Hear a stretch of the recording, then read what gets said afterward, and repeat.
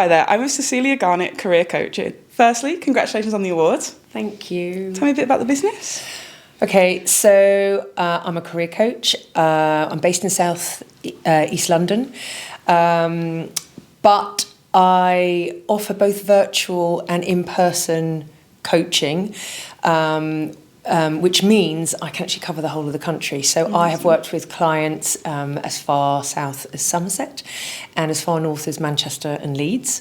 But I've also worked with clients in other countries like Sweden, France, and even the States.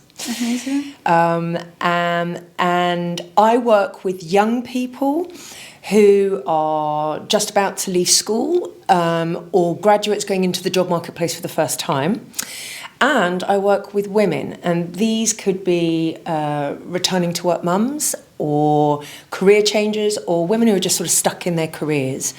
And the work I do with them has been described as transformational. Yeah. I've had a few people refer to the work that I've done with them as game-changing. And one of my favourite quotes from a parent mentioned that I am a gem of a legend. I know, I love it. In terms of the knowledge that I'm able to share and pass on to my clients, in terms of helping them achieve, their dream careers. I do this really by helping build confidence. So I bridge the gap between where the person is when they first come to me and where they want to be. And I do that by helping them figure out what their strengths are, their motivations, their values, in order for them to achieve their career ambitions. And I do that sort of by helping them learn practical skills in terms of how to apply for jobs, CV creation, tailoring those CVs, because now 98% of employers use applicant tracking systems. They have to learn how to work with that in order to get their CV in front of a human. I also do this, helping them formulate their story, their why they want to work for that organisation, why that particular industry. So that's really, really important. But my knowledge and guidance is very much based on information I have gathered from interviewing employers at careers fairs, but I also have done a lot of one-to-one interviews with early careers teams within employers, and then I take all that information and I pass that on to my clients. So they get some really invaluable insights into what employers actually look for. It is just me. I'm a small business, but the work that I do, I like to think sort of leaves a community scale footprint. So part of that has involved me doing a lot of work with careers teams within schools. But I have also worked with local charities, helping support them in delivering employability programs for their members. And I also use my network to introduce my clients to them, to help them gain more information about an industry or a specific organisation. And I've also helped several of my young people manage to get paid work experience as well. That's incredible. But the heart of everything that what I do is about helping the individual find their voice and helping them build confidence that they can step into opportunities that really change their lives for the better. Amazing. So what has been some of the highlights of the year for you? So it started, because it's 25, 26, isn't it? Yes.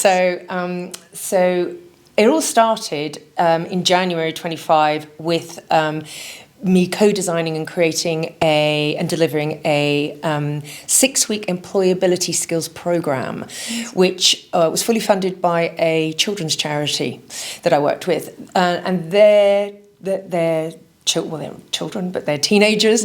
Many of them came from disadvantaged backgrounds, or they were SEN learners. So we had to create sort of something very specialist for them, and that was a fantastic begin to the year.